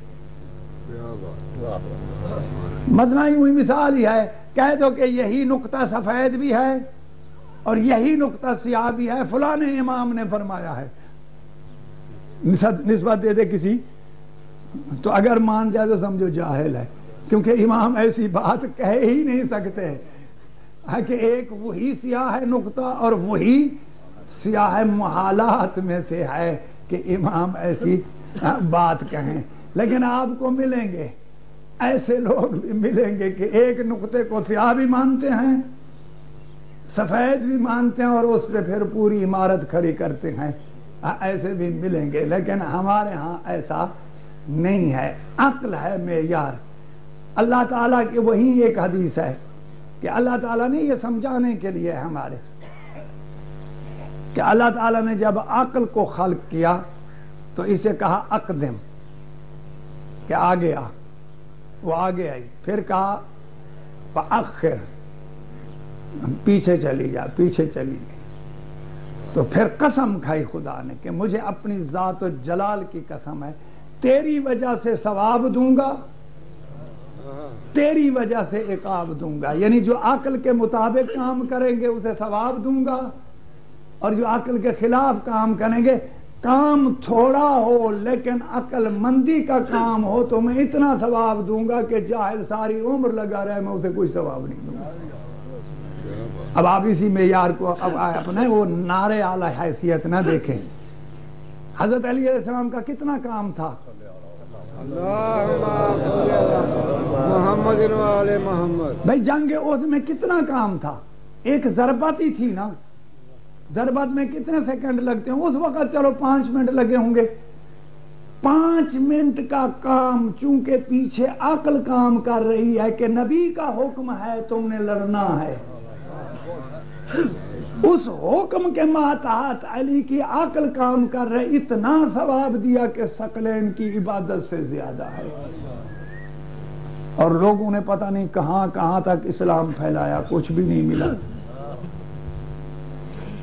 ہم وہی بے عقلی کی بات پر فخر کریں گے، عقل کے معیار پہ نہیں سوچیں گے۔ عقل اصل انسانیت ہے، عقل سے کام لیں گے۔ تو اب میں اس عقل کی بحث زیادہ نہیں کرنا چاہتا، میں نے یہ بتلانا ہے کہ آج کل کی دنیا، میں نے ایک دفعہ عرض کیا تھا کہ آج کل کی دنیا جو پڑھی لکھی مغربی ہے، انہوں نے عقل کی عمریں بنائی ہیں۔ میں اپنی عبارت میں، انگریزی میں مجھے لفظ نہیں آتے لیکن میں اپنی عبارت میں نقل کروں گا، انہوں نے عقل کی عمر بنائی ہے۔ 10 سال کی عمر والا عقل، 20 سال کی عمر والا، 30 سال کی عمر والا۔ وہ تولد کی عمر سے علاوہ وہ یہ نہیں دیکھتے کہ اگر یہ 20 سال اسے ہو گئے ہیں ہاں تولد کے لحاظ سے تو عقل بھی 20 سال کی ہوگی، نہ ایسا نہیں ہے۔ ہاں بلکہ انہوں نے 5 سال کی عقل کے کچھ سوالات رکھے ہیں، 10 سال کے، میں یہ مثالیں خود دے رہا ہوں۔ ہاں 10 سال کی عمر کی عقل کی عمر ہے 10 سال، ہاں عقل کی عمر دیکھنی ہے 20 سال ہے۔ جیسے آپ کے تھرمامیٹر کے وہ معیار بنائے ہوئے ہیں نا، ہاں تو انہوں نے درجے رکھے ہوئے ہیں، تو وہ آج کل وہاں ایسا امتحان لیتے ہیں کسی کارخانے میں لینے کے لیے، کسی منیجری کے لینے کے لیے، کسی کو صدر بنانے کے لیے بھی حتیٰ وہ کرتے ہیں، اب غلط یا صحیح بہرحال یہ کرتے ہیں۔ تو مثلا جو آتا ہے اس کی عمر ہے مثال کے طور پر 20 سال تولدی، وہ 20 سال کی عقل والے عمر کے سوال کرتے ہیں۔ اگر جواب دے دے تو کہیں گے تیری عقل کی عمر بھی 20 سال ہے اور تیری پیدائشی عمر بھی 20 سال ہے۔ اور اگر کوئی آدمی آئے اور وہ اس سے سوال کرے ہو 20 سال کا عمر کا سوال کریں تو وہ جواب نہیں دیتا، نیچے چلا آتا ہے 15 سال کی عمر عقلی کا جواب دے دیتا ہے، تو اسے کہیں گے جا تیری عمر پیدائشی تو 20 سال ہے لیکن عقل کی عمر کیا ہے 15 سال ہے۔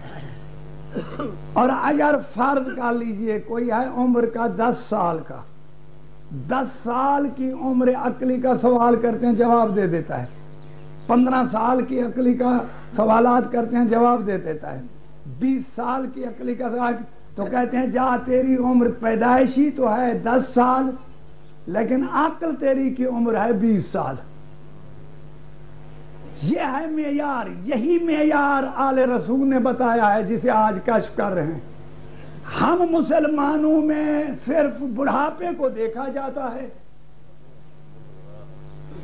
کوئی منصب دینا ہونا تو کہیں گے کہ کون زیادہ عمر والا ہے، اس بڑھاپے کو دیکھا جاتا ہے، یہ نہیں دیکھا جاتا کہ اس کی عقل کی کتنی عمر ہے، کہیں بچپن والی تو نہیں۔ اگر کوئی چھوٹا آ جائے تو کہیں گے جی اس قابل نہیں ہے، یہ نہیں دیکھا جاتا کہ اس کی عقلی عمر کتنی ہے۔ لہذا آپ دیکھیں گے سب سے بڑا اعتراض حضرت علی علیہ السلام کے ایمان پہ یہی ہوگا جی وہ تو 9 سال کا تھا یا 11 سال کا تھا۔ ہاں ٹھیک ہے تولدی عمر تو اس کی 11 سال تھی، پیدائشی عمر، لیکن عقل کی عمر اس کی تمام انبیاء سوائے خاتم النبی کی اس سے بھی زیادہ اس کی عقل کی عمر تھی۔ ہم یہی سوچیں گے جی بڑا بوڑھا ہونا چاہیے، بڑھاپے دیکھیں یہی عقل کے خلاف ہے۔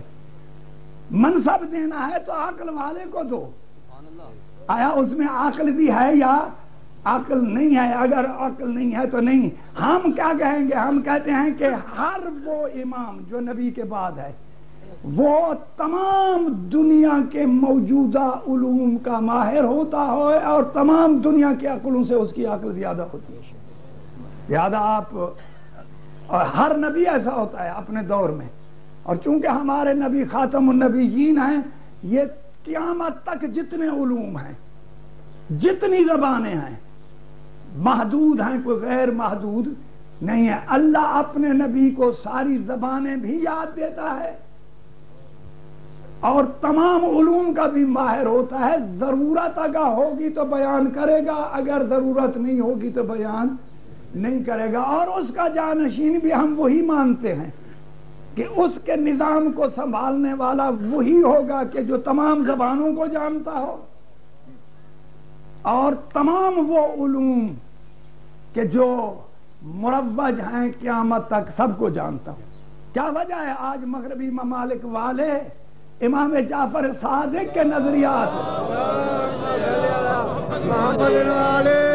امام جعفر صادق کے نظریات تو دنیا کو بتا رہے ہیں. کیا اور بزرگ نہیں گزرے تھے؟ کوئی نظریہ ان کا پیش ہوا ہے؟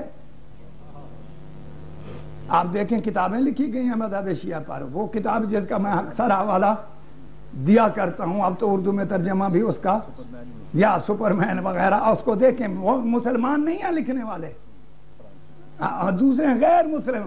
کیا وجہ ہے کہ اسلام میں انہیں صرف جعفر صادق کی نظر آتا ہے؟ اگر نظریے کچھ اور دے گئے ہوتے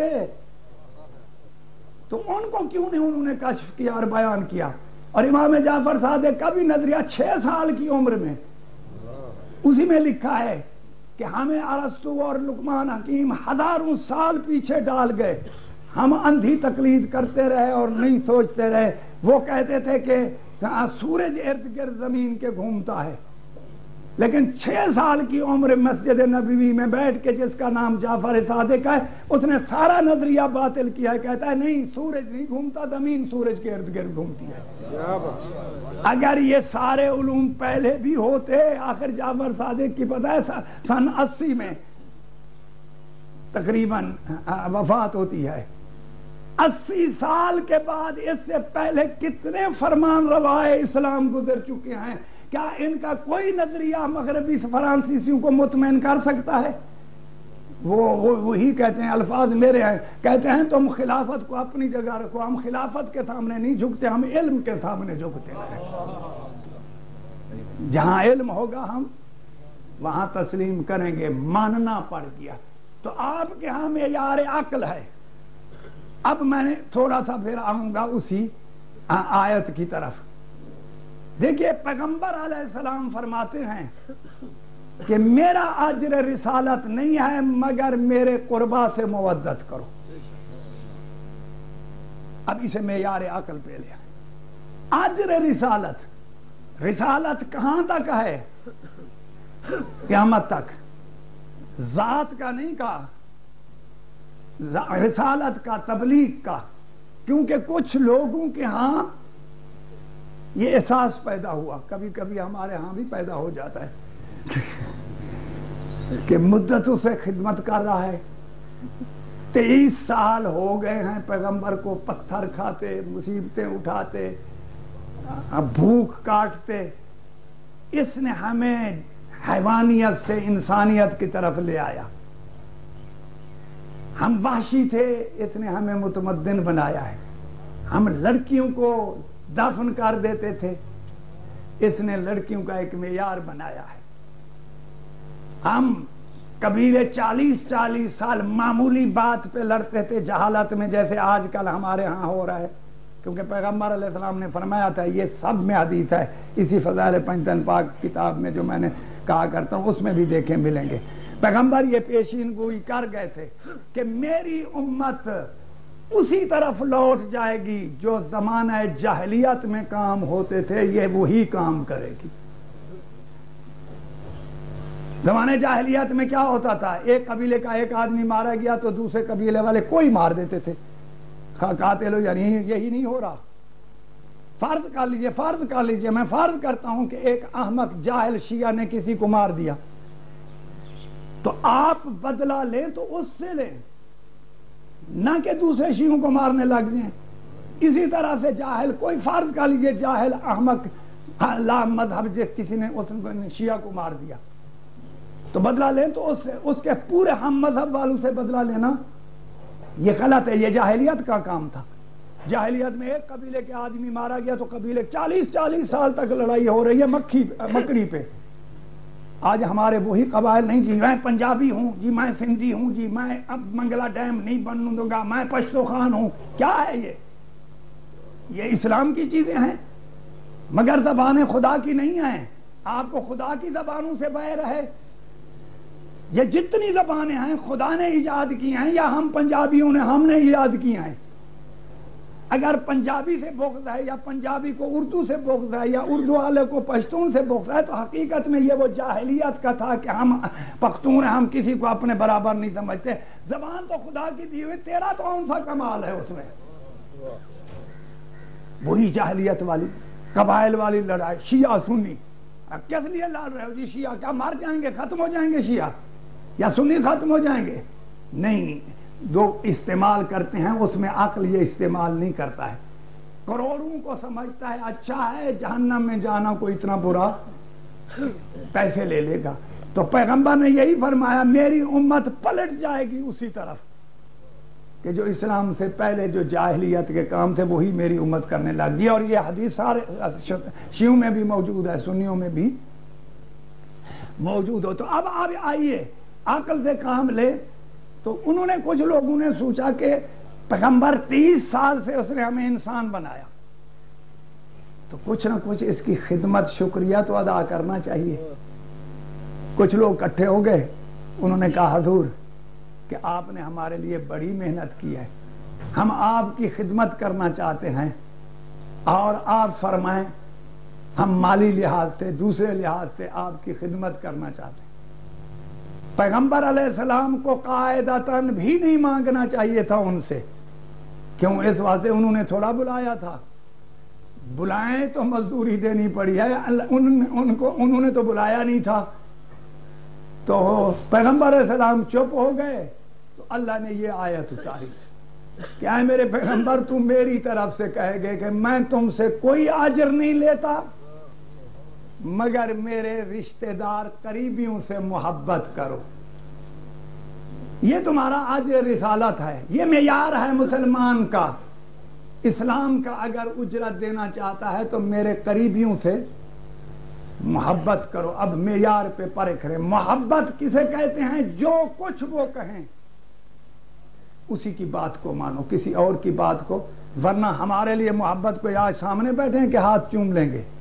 زیادہ سے زیادہ 300 سال تک رہے ہیں پیغمبر کے رشتہ دار، 300 سے بھی کم. ہاں، اور ایک جو ہے اس وقت وہ غائب ہے. تو محبت کے معنی ہاتھ چومنا تو نہیں ہے، کھڑے ہونا تو نہیں ہے. محبت کے معنی یہ ہے کہ جو کچھ فرمائیں یہی میرا کام ہوگا، یہی میرا نظام ہوگا. میرے قریبیوں سے میرا نظام لینا، کسی اور سے نہ لینا، خواہ مرتبے میں کتنا ہی بلند کیوں نہ ہو. اس کا سابقہ نہ دیکھنا کہ کتنی طول مدت میرے ساتھ رہا ہے یا میرا قربانی رہا ہے یا جنگیں کی ہیں یا قربانیاں دی ہیں، مال دیا ہے، دولت دی ہے. اس کو نہیں دیکھنا، میرے قریبی سے نظام اسلام لینا ہے. میں تم سے کوئی اجر نہیں چاہتا مگر یہ اجر چاہتا ہوں. یہ اجر کے معنی یہ ہیں کہ ہم اب گروی ہیں، رسالت کا حق ادا کرنا ہے تو ہمیں اجر دینا پڑے گا. اگر ہم اجر ادا نہیں کرتے تو ہم نے رسالہ، اور پھر رسالت جہاں تک ہے یہی عقل بتائے گی کہ وہاں تک کوئی نہ کوئی قریبی ہونا چاہیے کہ اگر کوئی مسلمان چاہے تو اس کی اطاعت کر لے. اگر یہ سلسلہ ہی ختم ہو جائے تو پھر عجیب اجر مانگا تھا انہی سے مانگا تھا، پھر یہ کہتے کہ مجھے 4 پیسے دے دو. یہ کہنا کہ میرے قریبیوں سے محبت کرو، یہ اجر تب بن سکتا ہے کہ قریبی اس کے جب تک رسالت ہے باقی ہوں. اگر باقی نہیں ہوں گے تو اجر والا وہ مدت ہی اور میں ایک چیز عرض کر دوں، میں زیادہ بھی نہیں، جہاں جاتا ہوں کہتے ہیں جی 15 منٹ پڑھ دیجئے، نام تو ہوتا ہے 15 منٹ کا، لیکن کون 15 منٹ پڑھتا ہے؟ اور چیزیں بھی آپ کے ہاں سنی سنائی ہیں، کسی اور کے لیے اگر فائدہ مند ہو جائیں تو دیکھیے مجھے بتلائے، کسی کو کسی سے محبت جبری کرائی جا سکتی ہے؟ بڑا زمیندار ہو، بڑا چودھری ہو، کارخانے دار ہو، مالدار ہو، وہ اپنے نوکروں سے کہے جی میرے بیٹے سے محبت کرو، یہ محبت کوئی ظاہری چیز تو نہیں ہے، یہ تو نفسانی چیز ہے، یہ تو ایک جذباتی ہے جو روح میں ہوتی ہے۔ روح میں محبت جبری نہیں کرائی سکتی کسی سے، کیونکہ روح کو محبت ہے کمالات سے۔ اگر کمال ہوں گے تو محبت ہوگی، اگر کمال نہیں ہوگا تو محبت، خواہ وہ کمال مادی ہو یا کمال روحانی ہو، بغیر کمال کے کوئی محبت نہیں کرتا ہے۔ اگر فرض کر لیجیے آپ محبت کا مظاہرہ کرتے ہیں، چھوٹا سا مجھ میں کمال کوئی دیکھتے ہیں تو محبت کا مظاہرہ کرتے ہیں۔ مادی لحاظ سے مر گئے کتنے لوگ مادی کمالات میں، ایک حسن ظاہری میں جو زوال پذیر ہے اس پہ مر گئے، کیوں؟ محبت کرائی جاتی ہے۔ آج کا زمانہ دیکھنے میں جوان نسل کو سمجھاؤں گا، یہ جو ہمارے ہاں ہاکیاں کھیلی جاتی ہیں، کرکٹ کھیلی جاتی ہے، ان چھکے مارنے والے سے زیادہ محبت ہوتی ہے بالنسبت جو ایک ہی رن پہ آؤٹ ہو جائے، ہوتی ہے یا نا؟ وہ پتہ نہیں ایک نے چھکا مارا تھا کسی زمانے میں، لاکھوں روپے اسے دے رہے ہیں، کیا کمال کیا اس نے؟ کمال تھا نا ایک اس فن میں اسے کمال سمجھتے ہیں۔ تو جناب ان کے ہاں جتنا اہتمام ان کمال والوں کا ہے، مولوی کو تو پوچھتا ہی نہیں ہے، کیونکہ انہیں بے کمال ہی سمجھا۔ گورنمنٹیں، یہ ہمارے سیال کوٹ کا ہوتا تھا ظہیر الحسن ظاہرن، ظہیر عباس، اچھا وہاں چھکے لگانے میں پاکستان والے جب نعرہ مارتے ہیں دیکھتے ہیں کہ یہ شیعہ لگا رہا ہے یا سنی؟ سارے کہیں یہ پاکستان زندہ باد، مار تو ظہیر الحسن ہے یا ظہیر عباس ہے، وہ شیعہ تھا، اب بھی ہوں گے شیعہ، مجھے نام نہیں آتے، اس کا نام مجھے چونکہ پرانا تھا یاد ہے۔ تو وہاں ایک کمال میں یہ شیعہ سنی نہیں دیکھا جاتا، کس کمال کا مالک ہے، اس کمال سے محبت ہوتی ہے۔ ہاکی والوں سے غنا، آپ سمجھتے ہیں کہ غنا کمال ہے، خواہ اس فن میں جھوٹا یا غلط علیحدہ ہے، حرام حلال کا مسئلہ علیحدہ ہے، لیکن ایک کمال ہے کہ جس کی جناب اتنی توقیر کی جاتی ہے، اتنا اسے وزن دیا جاتا ہے۔ ورنہ اس سے پوچھو یہ کمال تیرا ہے یا کسی ذات نے تجھے دیا ہے، وہ سمجھیں گے۔ بیہودہ چونکہ جہالت ہوتی ہے، بعض کہتے ہیں جی میرا تو گانا عبادت ہے۔ عجب ہے پاگل دماغ کا، اگر گانا عبادت تھا تو پر سارے پیغمبروں کو ائمہ کو سرنگی اکٹھی کر لینی تھی، تبلے گاتے رہتے،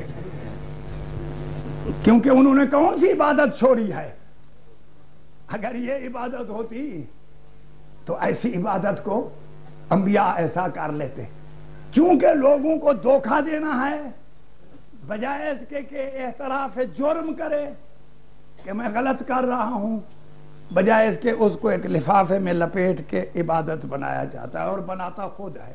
اور کل میں نے عبادت کے معنی بتائے تھے آپ کو۔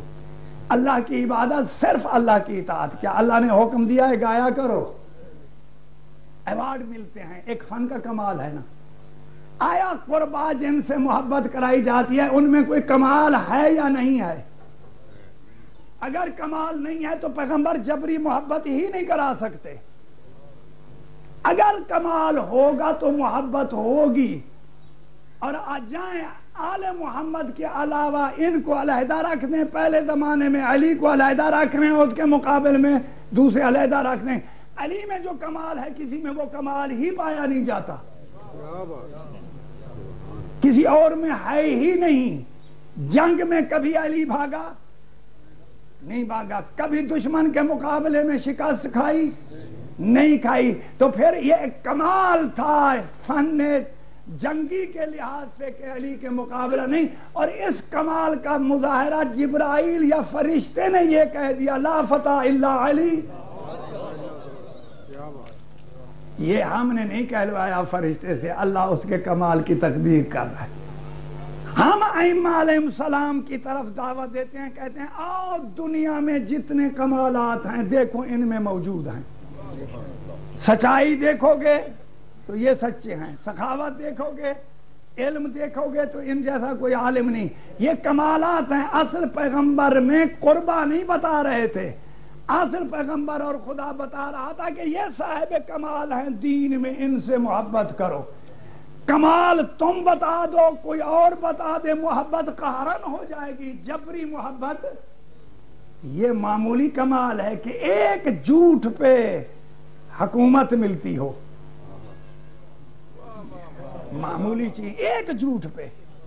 آج سینکڑوں جھوٹ بول کے لوگ وزیر بنتے ہیں اور پتہ نہیں کیا کیا بنتے ہیں. پوری مملکت کی حکومت ملتی ہے ایک جھوٹ پہ. آپ سمجھ گئے ہیں حکومت کو ٹھکرا دیا، جھوٹ نہیں بولا ہے. کیوں؟ تاکہ یہ دھبا شیعوں پہ نہ لگے کہ تمہارا امام بھی جھوٹا ہے. یہ کمال نہیں ہے، معمولی چیز نہیں ہے. سولی پہ چڑھا ہوا ہو، معمولی چیز نہیں ہے. ہم مولوی لاکھ روپیہ لیتے ہیں، آ کے فن کا مظاہرہ کرتے ہیں. میں سمے تمار کو حضرت علی علیہ السلام نے فرمایا تھا، پوچھا تھا یہ صاحب راز ہے اور یہ اور مختار اکٹھے قید خانے میں تھے. یہ بھی میں آپ کو بتا دوں کہ کربلا کا واقعہ آخر امام حسین 6 مہینے سے بیعت یزید سے انکار کر چکے تھے، کوئی ایک دن تھوڑا ہے، اور سارے عالم اسلام میں پھیل چکا تھا. اور امام حسین کا پتہ چلا کہ مکہ چھوڑ کے آ رہے ہیں تو بڑے بڑے جو شیعہ سرکردہ تھے اس وقت عبید اللہ ابن زیاد نے انہیں حبس کر دیا تھا، قید کر دیا تھا. اسی میں مختار بھی ہے. میں حوالہ تو دیتا رہتا ہوں صرف اسی واسطے نہیں. جاؤ دیکھو اس مختار کے کیا کمالات ہیں. قیام مختار نامی کتاب آپ کو ملے گی. اس کے حالات زندگی پڑھو. اس نے کیا شیعت کی خدمت کیا، کتنا امام کو راضی کیا اس نے. یہ دونوں میثم تمار اور یہ مختار قید میں ہیں. میثم تمار کہتا ہے کہ میں تو قید سے نجات پا کے مجھے تو پھانسی دی جائے گی، لیکن مختار میں تجھے بتاتا ہوں صادق بتا گیا ہے کہ تو تجھے کوئی قتل نہیں کرے گا، تو قید سے آزاد ہوگا. اس فرعون عبید اللہ ابن زیاد کو تو قتل کرے گا اور اس کے سر پہ جوتیوں سے تو روندے گا. چنانچہ مختار کا تھوڑا سا رشتہ ہے عبداللہ ابن عمر سے. اس کے گھر میں اس کی بہن تھی. ہر وقت جسے قتل کرنا چاہا تو خط آ جاتا تھا، اسے چھوڑ دیتے تھے. تو ایک حاکم کے سامنے کھڑا ہے، کہتا ہے کہ میں تجھے قتل کرنا. کہنے لگا تو مجھے قتل نہیں کر سکتا، اور اگر تو قتل کرے گا تو مجھے خدا دوبارہ زندہ کرے گا اور میں بدلہ لوں گا. مجھے یہ صادق فرما گیا ہے. اس کے صدق پہ یقین تھا کہ جو حکومت ٹھکرا دیتا ہے جھوٹ نہیں بولتا. یہاں جھوٹ نہیں بول کے گیا ہے، صادق فرما کے گیا ہے. تجھے فخر ہے تیرے اماموں میں دنیا انسانیت کے جو کمالات ہیں وہ موجود ہیں. پیغمبر نے اصل میں کمال کی دعوت دی ہے. یہ میں جذباتی تقریریں کر لیتا ہوں کبھی کسی وقت، اور حقیقت یہی ہے. لوگ سمجھتے ہیں کہ شاید حضرت علی علیہ السلام کا خانہ کعبہ میں پیدا ہو جانا بڑا کمال ہے اور پھر اس کا انکار شروع کر دیتے ہیں. ہم امام کو اتنا گرا ہو نہیں سمجھتے کہ وہ کوٹھوں سے اور مٹی سے جا کے کسب فضیلت کرے، کہ اسے فضیلت مل رہی ہے کوٹھے میں پیدا ہونے سے. خواہ خدا کا ہو، ہر جگہ خدا کا گھر ہے. ہم کہاں پیدا ہوتے ہیں؟ ایک خاص مقام کو اللہ نے عظمت دے دی ہے، ورنہ تو ساری زمین خدا کی ہے.